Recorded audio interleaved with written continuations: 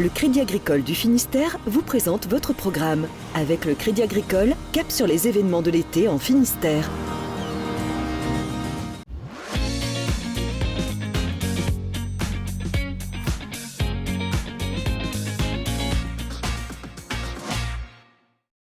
Bonjour à tous, soyez les bienvenus dans cet instant été spécial Vieille Charrue. La 28e édition du Festival de Carhaix s'est achevée ce dimanche soir. On vous en propose quelques moments forts et tout de suite on en dresse le bilan. Bonjour Jérôme Tréorel. Bonjour. Vous êtes le directeur des Vieilles Charrues. Tout simplement, comment est-ce que vous qualifieriez cette 28e édition qui se termine ? C'est une édition hors norme à nouveau, colossale. Parce qu'il s'est passé plein de choses, des concerts hallucinants, des Black Eyed Peas, Guetta, Iggy Pop, même Jane Birkin avec un moment en apesanteur. Enfin, on a passé 4 jours de folie quoi, avec des concerts top et un public toujours aussi top.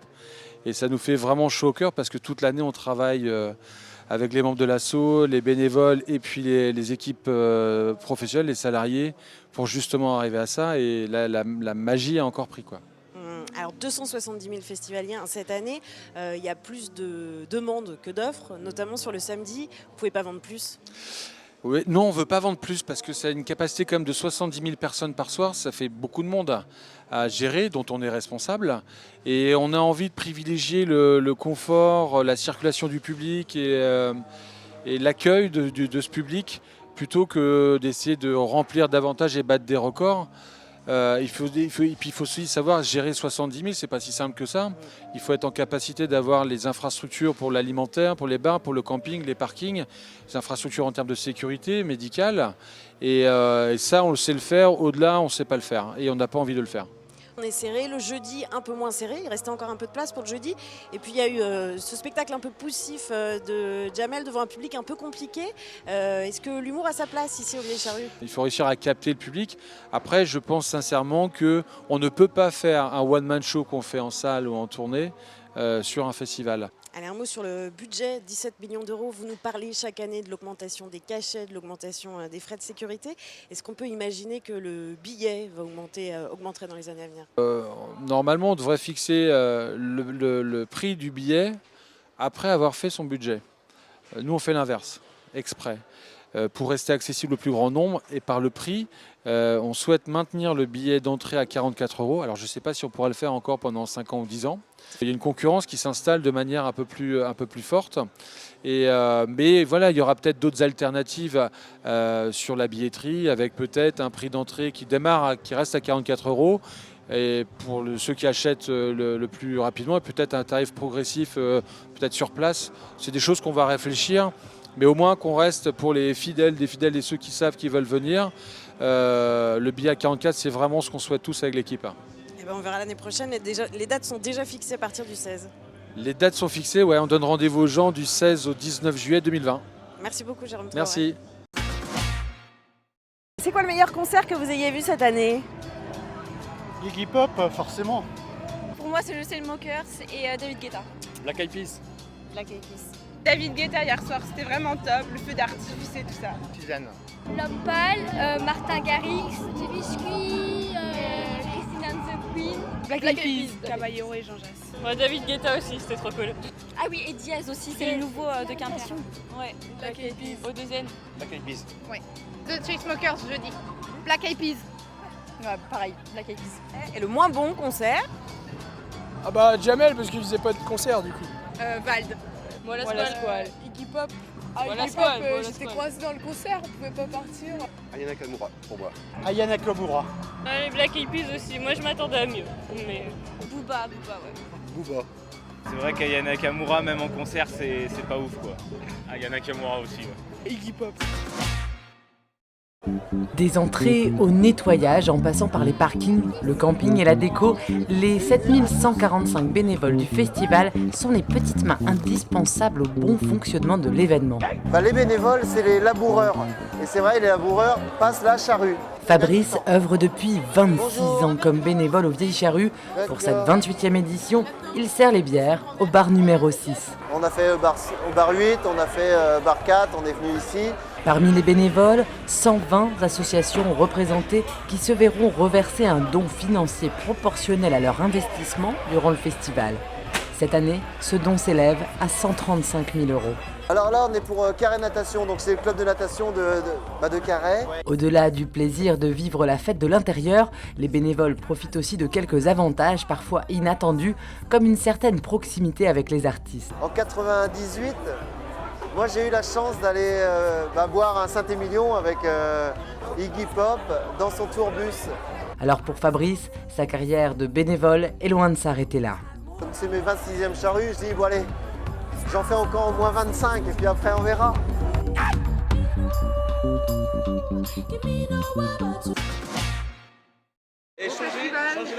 C'est le plat qui cartonne aux Vieilles Charrues, le burger, décliné en 3 recettes, celle concoctée dans le jardin des chefs, illustre la philosophie de la cuisine made in Carré. Donc c'est essentiellement du bœuf breton et c'est transformé à 20 km d'ici. Pareil pour le pain, un burger, il est fait à 500 mètres, juste à l'entrée festivalier. C'est un pain d'origine biologique au niveau de la farine. Et toutes les tomates sont bretonnes, la salade est bretonne. Le boulot de Rodolphe, c'est de faire en sorte que chaque jour, festivaliers, bénévoles et artistes aient de quoi se nourrir. Lors de l'édition précédente, 355 000 repas ont été servis.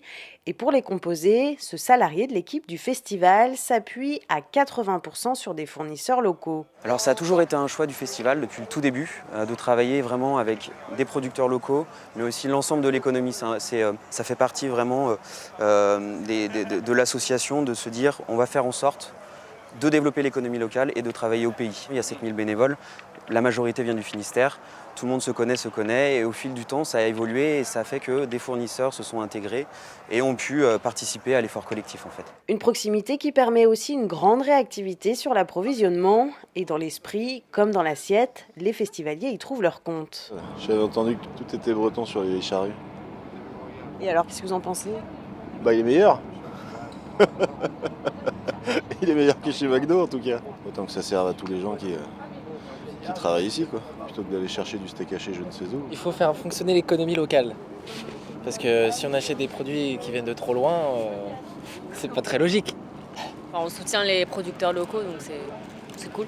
Pour l'instant, les épices viennent toujours de l'étranger et le reblochon de la Clusaz. Mais pour l'an prochain, Rodolphe travaille déjà à proposer du miel et des sauces bretonnes, bien sûr.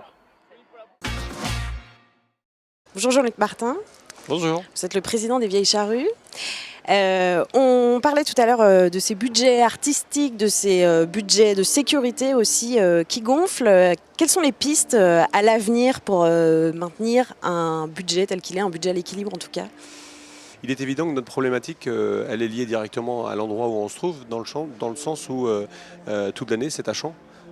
Donc forcément d'accueillir 70 000 personnes par soir dans un champ, ça nécessite beaucoup d'infrastructures. Donc depuis 2 ans et demi, on travaille sur les solutions qui seraient possibles de mettre en place. Et là, très vite, on arrive à des constats.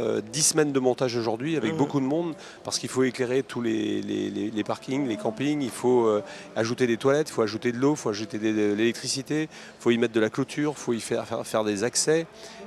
Donc forcément, si demain on a la possibilité sur ces mêmes terrains d'y faire les accès, d'y faire les toilettes, d'y incorporer l'électricité et l'eau, de le mettre de la lumière partout, c'est plus du tout la même histoire puisque il faut ouvrir la semaine prochaine, il suffit simplement d'allumer la lumière et puis d'ouvrir les toilettes et puis de fermer les portes et déjà on a des campings. Il y a quelques tensions, en tout cas quelques sujets de friction avec notamment le maire de la ville, Christian Troidec.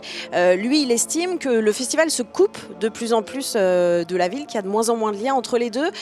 Vous ici, vous développez l'alimentation, le cashless, etc.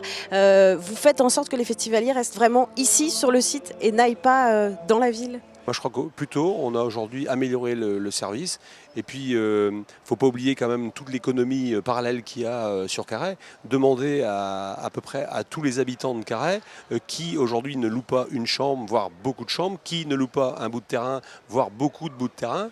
Et puis, il ne faut pas oublier une chose, les commerçants de Carré, jeudi, vendredi, samedi, dimanche, ils préféreraient être dans leur magasin ou sur la plateforme des Charrues devant Guetta. Je vous laisse poser la question. Au-delà des retombées pour Carré, vous voulez voir, vous, les retombées que ça a pour la Bretagne ? Oui, parce que je pense que c'est important. C'est important parce que si demain on arrive à justement à faire cet endroit avec tout ce que je vous ai dit, c'est-à-dire tout prééquipé, il va servir pour les charrues, on va dire au mois de juillet, pour faire les 4 jours du festival. Mais si demain on a l'opportunité, et c'est le cas, tout le monde a parlé du 5e jour, mais personne n'a dit que le 5e jour, il allait être avant ou après les 4 jours. Le 5e jour, il peut peut-être être au mois de mai, au mois de juin, au mois de septembre, au mois d'octobre. Lorsque des tournées internationales, aujourd'hui, recherchent un lieu avec 60-70 000 places, chercher en France, il n'y en a pas beaucoup. Si on avait la possibilité de proposer à ces groupes-là 2 dates, une au Stade de France, par exemple, à Paris, et puis une à Carhaix, eh ben, qu'est-ce qui se passe? Tout ce site-là, il va pouvoir être utilisé par toutes les autres associations et tous les autres créateurs d'événements, puisqu'il est équipé. Donc on aura gagné. Et là, eh ben, ça intéresse toute la Bretagne. Pourquoi? Parce que Carhaix, c'est tout simplement au milieu de la Bretagne. Merci beaucoup Jean-Luc Martin. Merci à vous. Voilà, les Vieilles Charrues, c'est terminé. L'instant été aussi. On se dit à très vite sur d'autres événements bretons.